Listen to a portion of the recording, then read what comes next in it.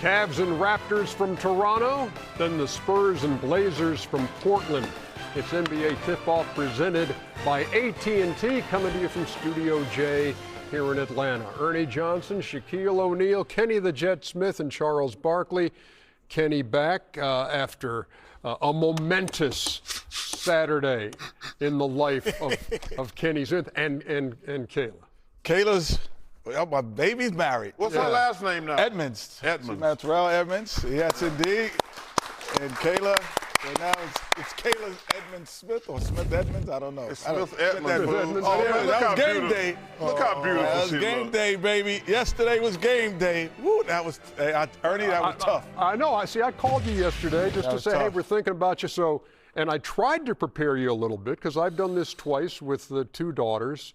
It's emotional. I did not think it would be as emotional. I felt like I was in a movie. It didn't feel like it was real. Did you cry?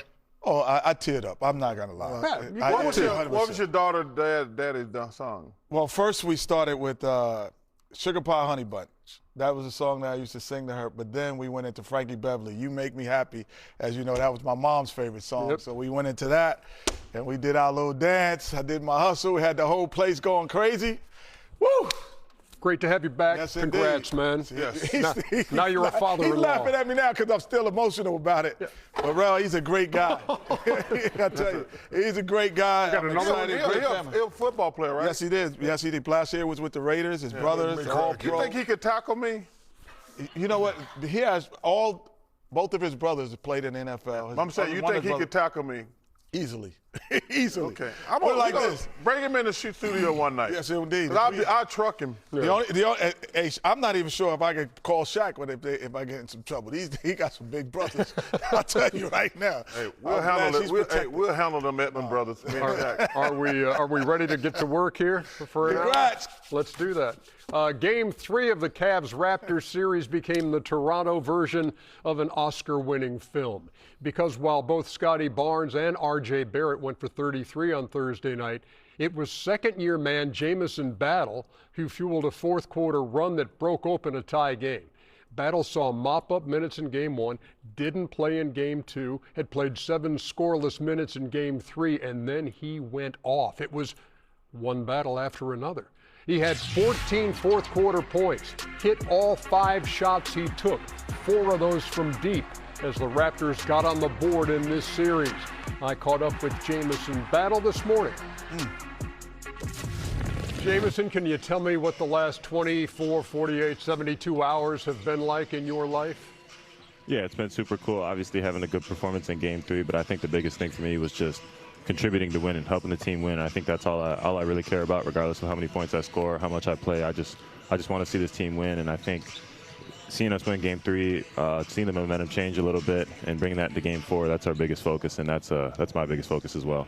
You know, it's one of the things I love about playoff basketball is sometimes it's a guy whose name is not on the marquee who becomes the story, who hears 20,000 folks screaming his name and you're getting chest bumped by teammates. Can you just tell me what that was like on Thursday night?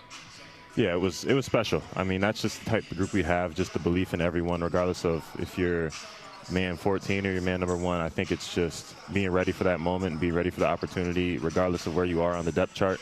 You're always ready to go, and I think that's just professionalism that we have as a group, and that's just the family-oriented team we have, just because the belief in everybody is just so special. And then seeing that come to fruition and just being ready, staying ready, and just having an opportunity in a playoff game like that is it's pretty cool.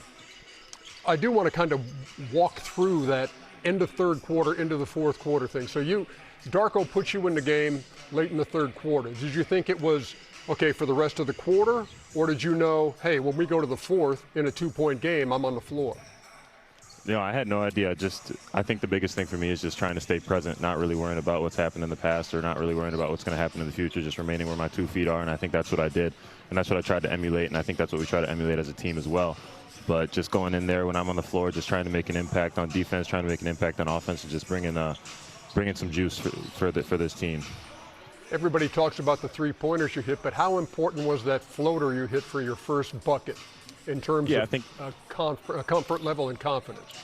Yeah, I think it's just something that gets you going, and I think just the way Scotty orchestrated that, and that's just the type of player he is, to put you in those types of positions. So for me, it was getting the screen, getting the switch, and then finding that opening and floating it over the top against Evan Mobley, and I think that's something that's an easy one to get you going, and then from there, it was just takeoff mode. When I had an open shot, I was ready to let it fly, and I think that's just the MO of shooters in this organization. Just when you're open, take the space, take the shot, and I think that's what Darko preached to us a few days before, just saying that we need to get more threes up, and when there was an opportunity, I knew I was going to get it up. First experience in the playoffs, obviously. Not a whole lot of guys on your team have a lot of experience. What prepared you for the postseason, and what is the biggest difference between a regular season game and a postseason game from what you've seen now?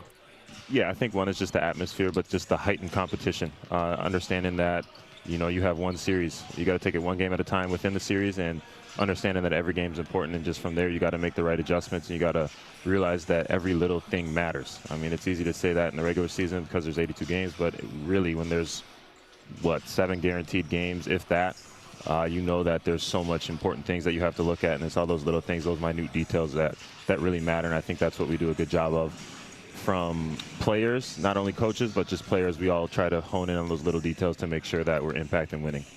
Everybody knows you're one of the great saxophone players in the NBA. Have you played for your teammates? I haven't played it. It sits under my bed back home in Minnesota, so there's a few times in the summer where I go back home, I got nothing else to do, I'll pull out the saxophone a little bit, but it's been a minute. I appreciate your time this morning. Good luck in Game 4 of this series, all right? Thank you, Ernie. I appreciate you. Happy for that guy. Yeah.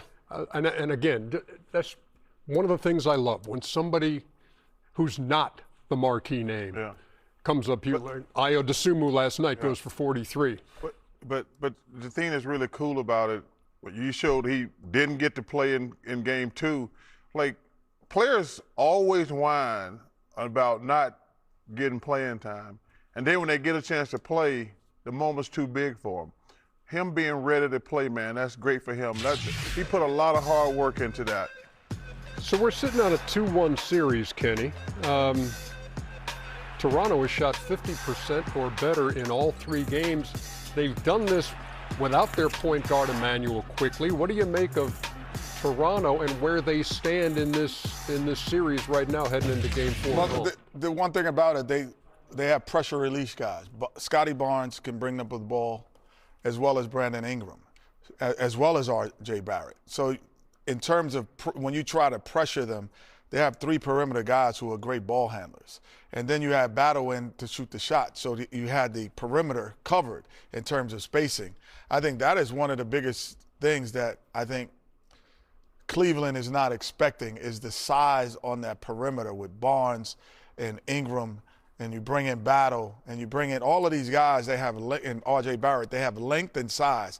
And R.J. Barrett is just having a hell of a series based on the fact that he is the mismatch that they can't cover. It's like if we put our best defender on Ingram, or Barnes, he gets loose. And he is 6'9", handles the basketball, really a guard. When he was a Knick, he was a 2 guard. And this is now, he's playing more of a 3 as well. But who do you put on him at that size between Donovan Mitchell and James Harden? Those are tough covers for all of those guys to defend. He's averaging 26, shooting 64% in the series and 60% from 3. He's 9 out of 15. Meantime, Toronto's leading scorer is Brandon Ingram. He's done nothing in this series. Yeah, he's, he has to know and understand in this moment. Kenny has always said this is where you make a name for yourself. He hasn't played well at all, really relying on that jump shot. I played with a lot of shooters that when they weren't scored, D. Scott, Glenn Rice, they would automatically put the ball down, get to the hole, get fouled, go to the free throw line, and then come back out. He hasn't showed up at all. Cleveland's defense, little something lacking so far through 3 games. Last 2 games, 60 points in the paint allowed at least. Yeah. And again, Toronto shooting 50% in every game. Well, I think Cleveland got kind of lackadaisical because they won the first 2 games pretty easily. And then the Raptors came out and punched them in the mouth with intensity and finished them off down the stretch. They ended up beating them kind of bad, actually. But this is, to me, is a big game for Cleveland because, this is my team that come out of the East. They kind of relax. They don't have relaxed players. You know, they have players. I've said the one thing. They don't have no killers. They're all really good players. But they don't have that one guy who's like a natural-born killer, as I call it. You call irritant as well? They don't have the irritant. So they don't have an irritant. Like I always said, if you're gonna have a good team, you gotta have a crazy dude. They don't have that. Yeah. But Mobley, to me, is the guy. He's Defensive Player of the Year. He should take the challenge. And you know how I feel about Jared Allen. He's one of the most talented big guys in the league, but he's just a really nice guy. He's had no double-doubles in the series, 2 offensive rebounds in 80 minutes. I told you, I love his game, but he's one of those guys who's just a really nice guy.